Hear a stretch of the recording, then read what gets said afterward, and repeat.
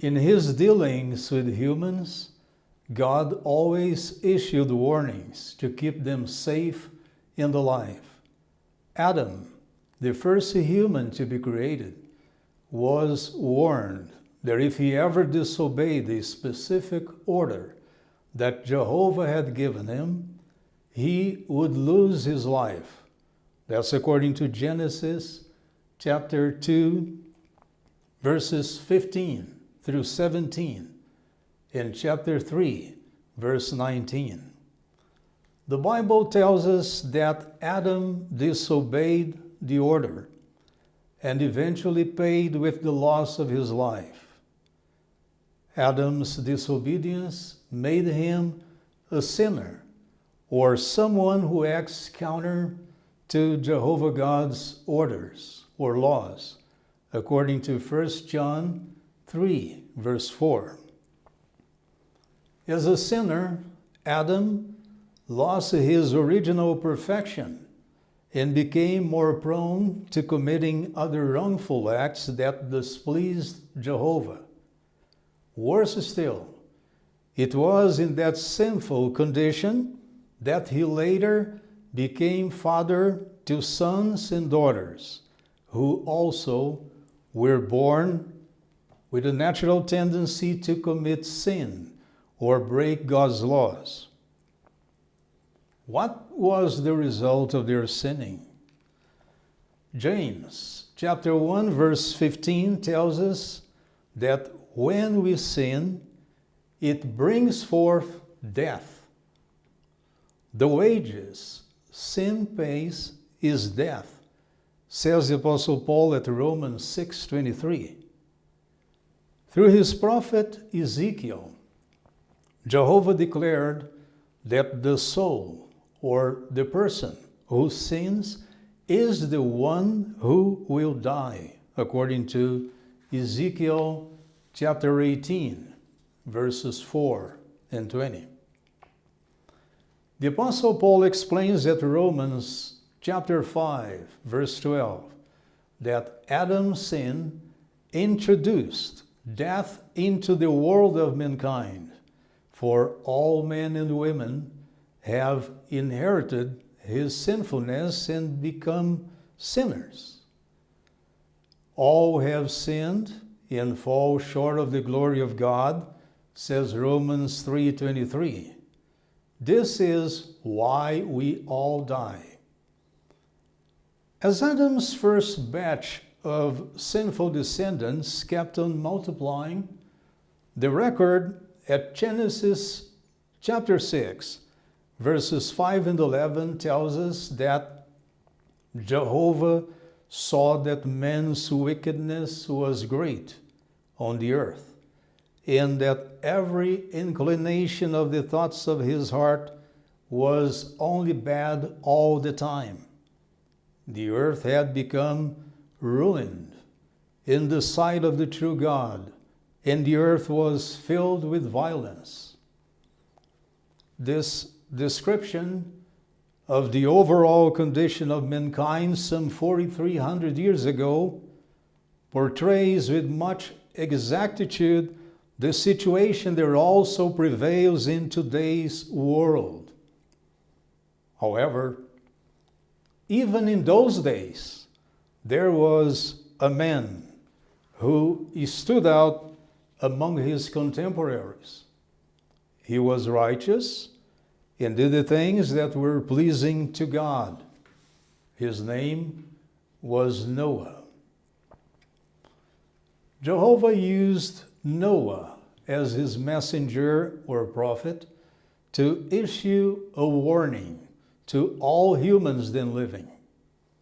The biblical account at Genesis chapter 6, verse 13 tells us, after that, God said to Noah, I have decided to put an end to all flesh because the earth is full of violence on account of them. So I am bringing them to ruin together with the earth.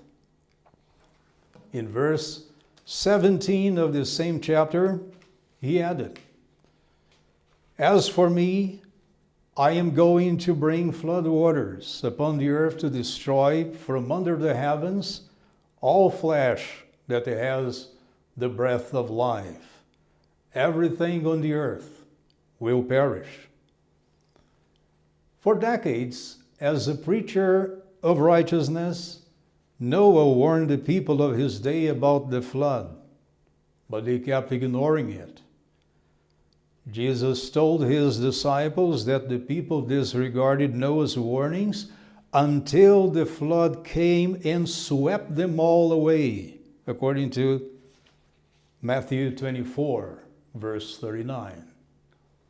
This shows that Jehovah, being the supreme ruler of the whole creation, would never revoke his decree because of the indifference on the part of unrepentant sinners. Hence, at 2 Peter chapter 2, verse 5, we find these words: God did not refrain from punishing an ancient world, but kept Noah, a preacher of righteousness, safe with 7 others, when he brought a flood upon a world of ungodly people. The Bible tells us that Jehovah made it rain for 40 days and 40 nights, until all the tall mountains under the whole heavens were covered, according to Genesis 7, verses 12 and 19. Everything on dry land that had the breath of life in its nostrils died, according to Genesis 7, verse 22. Thus, the world of that time suffered destruction when it was flooded with water, says the Apostle Peter at 2 Peter 3, verse 6. Only Noah and those with him in the ark that Jehovah got him built survived that global flood, according to Genesis 7, verse 23. Hundreds of years later, when the ancient nation of Israel was in a special relationship with Jehovah based on the law covenant that he had made with her through his prophet Moses, the people began to rebel and do the things that displease God. As an inspired psalmist wrote, they did not keep the covenant of God and refused to walk in his law, according to Psalm 78, verse 10. The scriptural account at 2 Kings chapter 17, verses 12 through 17, tells us that the Israelites began to worship the false gods of other nations and burn their sons and daughters in those rituals. There was also too much bloodshed, violence, and debasing sexual practices among them, according to Psalm 106, verses 37, 38, and Hosea chapter 4, verses 1, 2, and 14. On account of all these violations of his laws, Jehovah issued a series of warnings to the Israelites, but they refused to listen. Therefore, Jehovah punished them by allowing foreign armies to invade their land, overthrow their kings, destroy their nation, and exile their survivors, according to 2 Kings chapter 17, verse 23, and chapter 25, verses 1 through 11. Shortly before his death, Moses advised the nation of Israel that Jehovah would raise up a prophet like him. The Israelites would then have to listen to whatever that prophet should tell them. Otherwise, Jehovah would destroy them and their nation. Hundreds of Bible prophecies demonstrate that Jesus Christ was the foretold prophet that God would raise up for the Jews or Israelites of his day. The Bible further reveals that during the time of Jesus' earthly ministry, most of the Jews refused to accept him as the Messiah or Christ that had been foretold in the inspired Hebrew Scriptures, according to John 1, verse 11, Luke 24, verses 27 and 44 through 48. Owing to their persistent rejection of Jesus' messiahship and the role that he plays in the salvation of repentant sinners, the Jews were warned that their holy city of Jerusalem and its temple would be destroyed by hostile armies. As Jehovah's greatest prophet, Jesus Christ foretold what would happen. He said, "The days will come upon you when your enemies will build around you a fortification appointed stakes and will encircle you and besiege you from every side. They will dash you and your children within you to the ground, and they will not leave a stone upon a stone in you, because you did not discern the time of your being inspected," according to Luke 19, verses 43 and 44. On another occasion, while speaking to a large crowd in the temple area, Jesus bemoaned Jerusalem's forthcoming doom. He said, "Jerusalem, Jerusalem, the killer of the prophets and stoner of those sent to her. How often I wanted to gather your children together, the way a hen gathers her chicks under her wings. But you did not want it.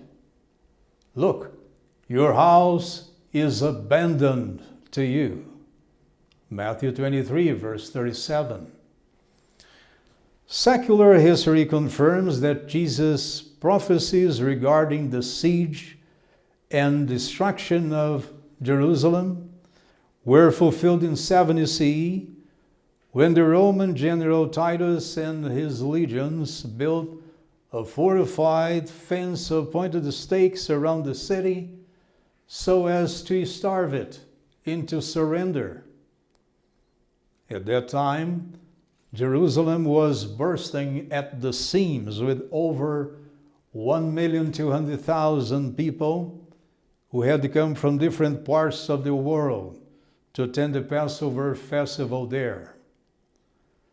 Sadly, those crowds got trapped inside the city when it was suddenly encircled by the Romans.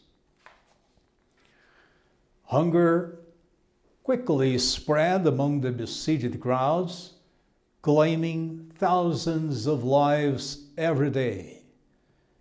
It was later reported that upwards of 600,000 Jews died by hunger in the city. The Romans then stormed in, and Jerusalem and its temple were burned and destroyed. The Jewish historian Flavius Josephus, who was at the scene on the occasion, reports that 1,100,000 people were killed by the Romans during the siege, and 97,000 were taken as captives and sold out into slavery. What a tragic consequence for not heeding God's warnings. Is there anything that we should learn from these biblical and historical accounts?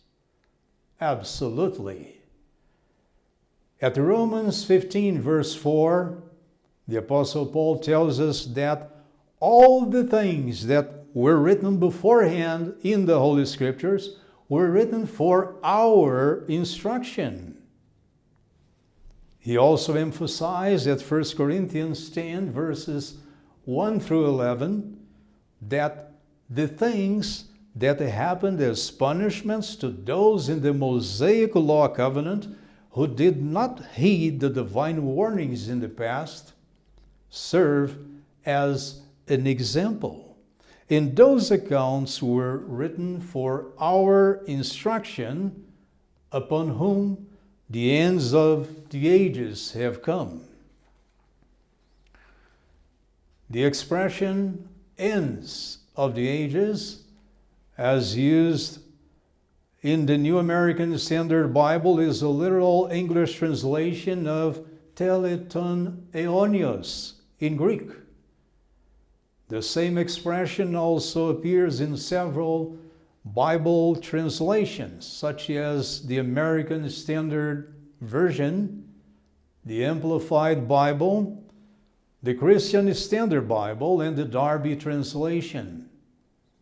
The rendering in the New International Version is culmination of the ages.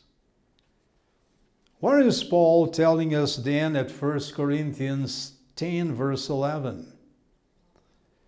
Considering that the Apostle Paul was referring specifically to the Jews who were bound by the old law covenant, the ends of the ages that he spoke of in verse 11 of 1 Corinthians chapter 10 must then be related to the end of both their existence as an organized nation in their official religious system, which were things brought forth by the law covenant.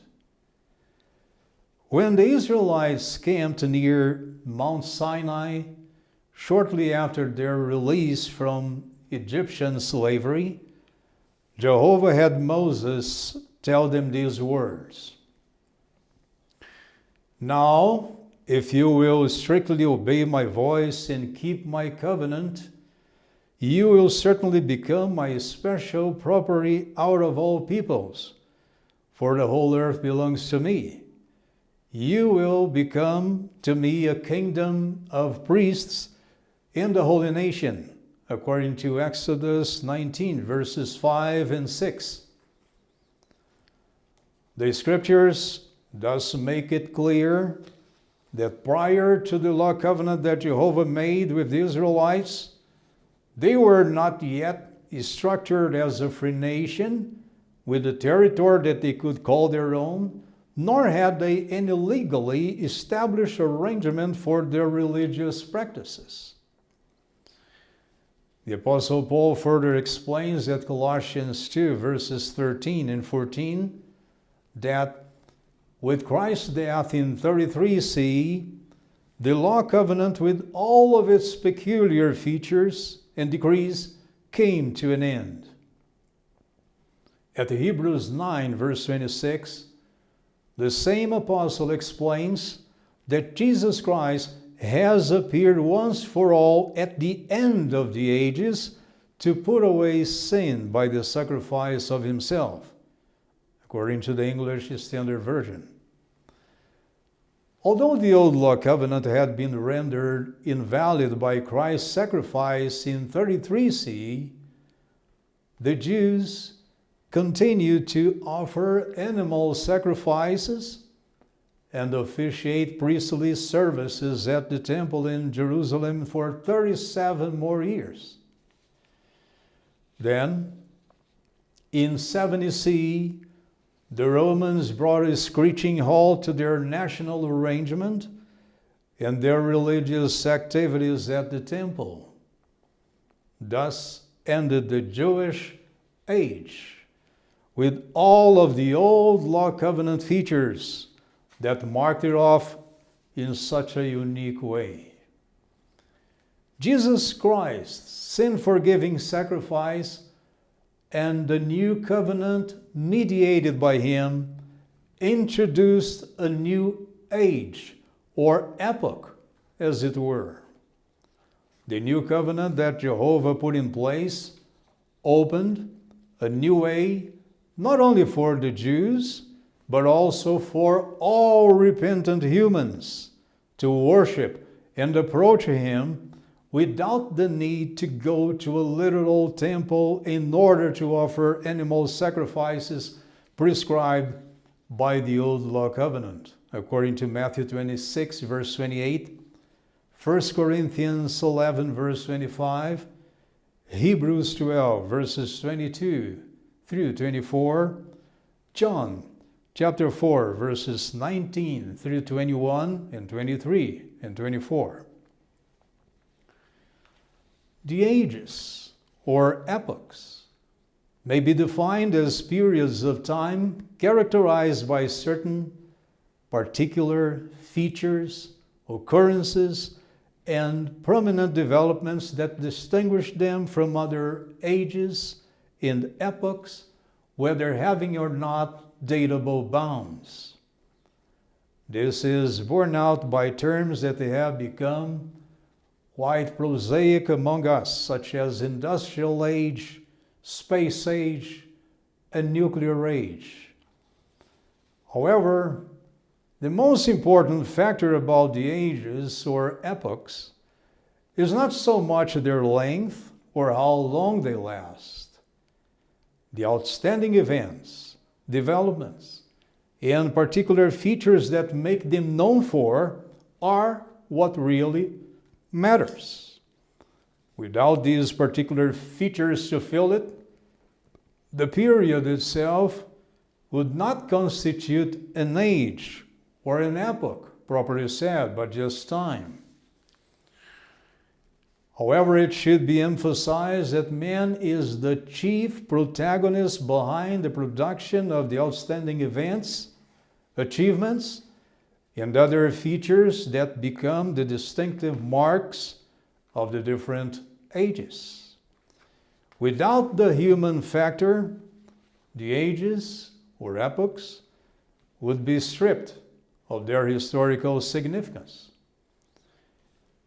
What then is God's view of men's actions and behavior throughout the ages down to our time? Do they please Him? Although imperfect humans tend to judge themselves by what befits them, Jehovah God judges the world according to His perfect and righteous standards, according to Psalm 9, verse 8, Psalm 96, verse 13, Isaiah 55, verses 8 and 9. What does His Word tell us?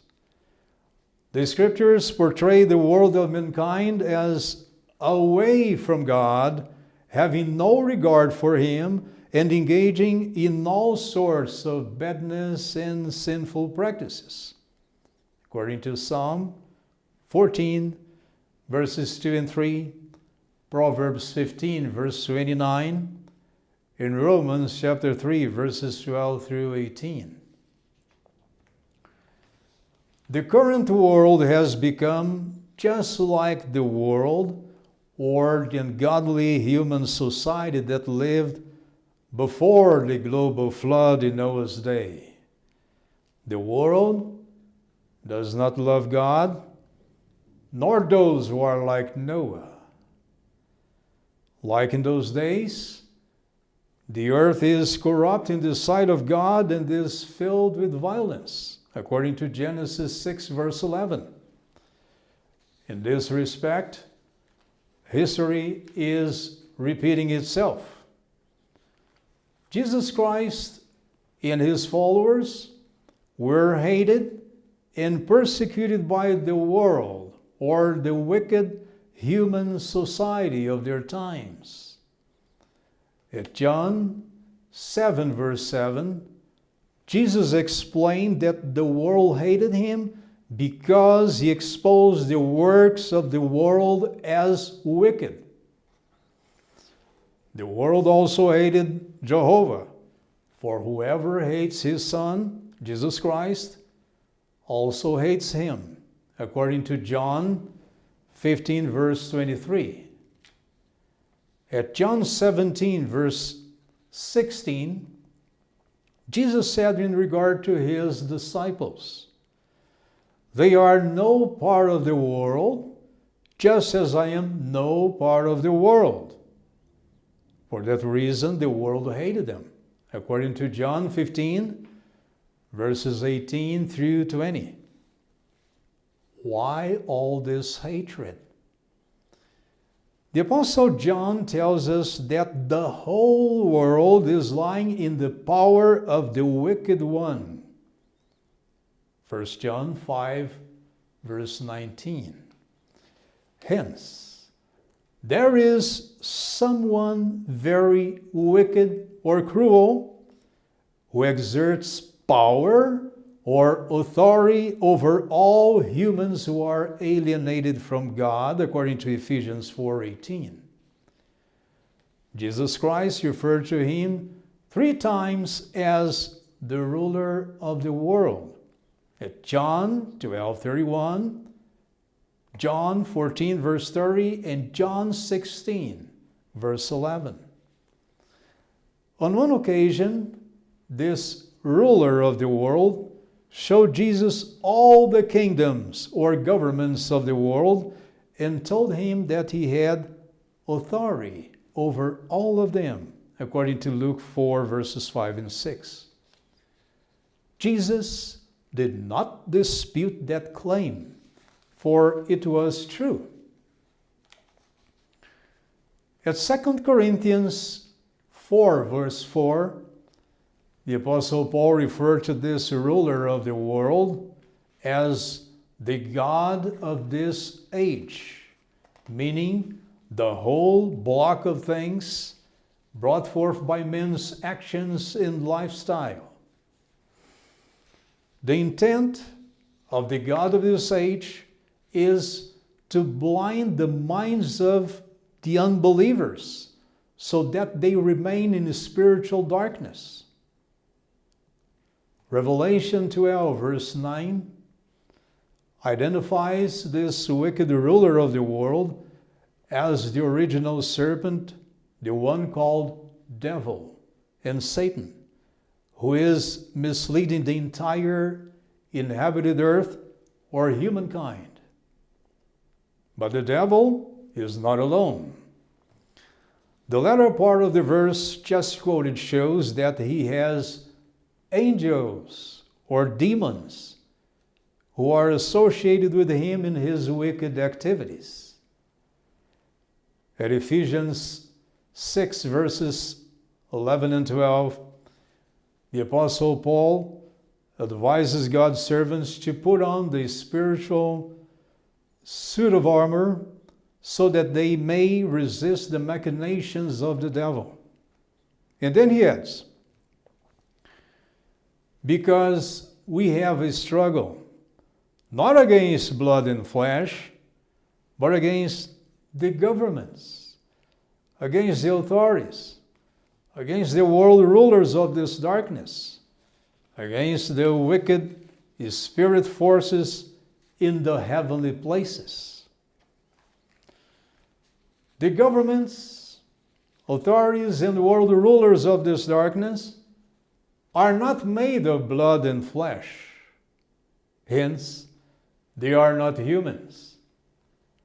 They are, in fact, demonic spirit forces that, in partnership with the devil, act as invisible rulers of this world. From their heavenly places or elevated positions of governmental authority, Satan and his demons wield their invisible ruling power over the earth, which stands for humankind as a whole, according to Genesis 11, verse 1 and Psalm 66, verse 4. Like the atmospheric heaven that arches high above the entire surface of our planet, according to the account of Genesis 1, verses 6 through 8, so, in a metaphoric way, the spiritual and human rulers, while in the exercise of their ruling powers over mankind, are at times referred to in the scriptures as heavens, or occupying heavenly places, according to Ephesians 6:12, Daniel 4 verse 26, Matthew 7 verse 21, and Isaiah 13 verses 1 and 13. However, the prophetic vision recorded at Revelation 12 verses 7 through 9 reveals that Jesus Christ will soon dislodge Satan and his demons from heaven, or the ruling heavenly places that they still occupy. This means that the time is fast approaching for them to be permanently overthrown from their lofty positions as invisible rulers of this world. However, Satan and his demons are not the only ones who have held heaven-high authority over humans. The scriptures tell us that human rulers have also risen to soaring heights of power over their ruled subjects and even other nations. That was the case of the royal dynasty of the Babylonian Empire. Nebuchadnezzar was the most powerful ruler of that Chaldean empire. On a certain occasion, he had a dream in which he saw a huge tree that grew to the point of reaching the heavens and becoming visible to the ends of the whole earth, according to Daniel chapter 4, verses 4, 5, 10, and 11. When the prophet Daniel was called in to interpret the king's dream, this is what Nebuchadnezzar heard. The tree that you, Nebuchadnezzar, saw, that grew great and became strong, whose top reached the heavens and was visible to all the earth, it is you, O king, because you have grown great and become strong, and your grandeur has grown and reached to the heavens, and your rulership to the ends of the earth. Daniel chapter 4, verses 20-22. However, with over 200 years in advance, Jehovah foretold the demise of the last king of Babylon and his mighty empire. The prophecy found at Isaiah chapter 14, verses 4 through 6, and 11, 12, and 16, makes these dreadful statements, among others. How the one forcing others to work has met his end. How the oppression has ended. Jehovah has broken the rod of the wicked, the staff of the rulers, the one furiously striking peoples with unceasing blows, the one angrily subduing nations with relentless persecution. Down to the grave your pride has been brought. How you have fallen from heaven, O shining one, son of the dawn. How you have cut down to the earth, you who vanquish nations. Those seeing you will stare at you. They will closely examine you, saying, "Is this the man who was shaking the earth, who made kingdoms tremble?" The heaven-high imperial authority of the Babylonian kings over the other nations was overturned by the Medes and the Persians, who were used by Jehovah for that purpose, according to Isaiah 13, verses 1, 3, 17, 18, in Daniel 5 verse 28. In this way, Belshazzar, the last king of Babylon, was toppled over from his heaven, as it were, and killed on the very same night the forces of Cyrus and Darius snuck into Babylon in 539 BCE, according to Daniel 5 verses 30-31. The heaven of that Babylonian royal dynasty thus came to its end. At Ephesians 2 verse 2, the Apostle Paul refers to Satan as the prince or the ruler of the power of the air, of the spirit that is now working in the sons of disobedience, who live according to the course or the age of this world.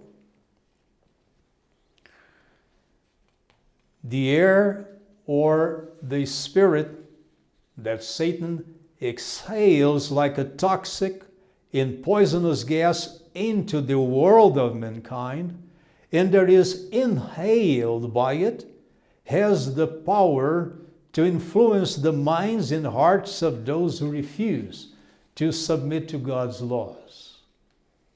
Hence, Romans 12 verse 2 gives a warning to all Christians. Do not be conformed to this age, but be transformed by the renewing of your mind, so that you may discern what is the good, pleasing, and perfect will of God, according to the Christian Standard Bible rendering. This explains why the true servants of Jehovah and genuine followers of His Son, Jesus Christ, should never be part of this Satan-ruled world, nor love the things in it. The Apostle John warns us that this world of mankind, which is ruled and influenced by the God of this age and his demons, is passing away, and so is its desire. But the one who does the will of God remains forever, according to 1 John chapter 2, verses 15 through 17. This scripture leaves no doubt that those who remain part of the world and do the wicked things of this age will soon pass away or lose their lives. Only those who do the will of God will remain alive forever on this earth and be introduced into a new age ruled by Jehovah God and His Son Jesus Christ, according to Daniel 7 verses 13 and 14, Isaiah 45 verse 18, and Psalm 115 verse 16. Then there will be a new heaven and a new earth, according to Revelation 21 verse 1. The new heaven will be God's heaven-based kingdom over the new earth, which stands for the surviving humans who will humbly submit to His divine rulership, according to Psalm 37 verses 10, 11, 20, 22, 29, 34, Zephaniah 2 verse 3, Daniel 2 verse 44, and Revelation 11 verse 15. Those still living in the midst of a society that practices all kinds of transgressions against Jehovah's laws found in His inspired word, those who want to please Him must keep themselves clean from the spiritual and moral defilements of this condemned world, according to James 1:27. The inspired scriptures warn God's servants and genuine Christians not to become friends of the world or imitators of the people who do evil things. If they should ever become friends of the world, they will be making themselves enemies of God, according to James 4, verse 4. The Apostle Paul further advised Christians to be blameless and innocent, children of God without blemish in the midst of a crooked and twisted generation, among whom you are shining as illuminators in the world, according to Philippians 2, verse 15. God's Word has somber warnings for the current world of humankind that is living in the last days of this age, ruled by Satan and his demons. Hence, if we want to survive the fast approaching end of this condemned world, we must heed the divine warnings. What other warnings has Jehovah issued specifically for our times? And what will be the consequences if we refuse to listen to his last warnings? We want to encourage you to be on the lookout for the next videos that we will post in the following weeks with the biblical answer to these questions. You are further invited to subscribe to our channel and activate its notifications. Thank you for your kind attention.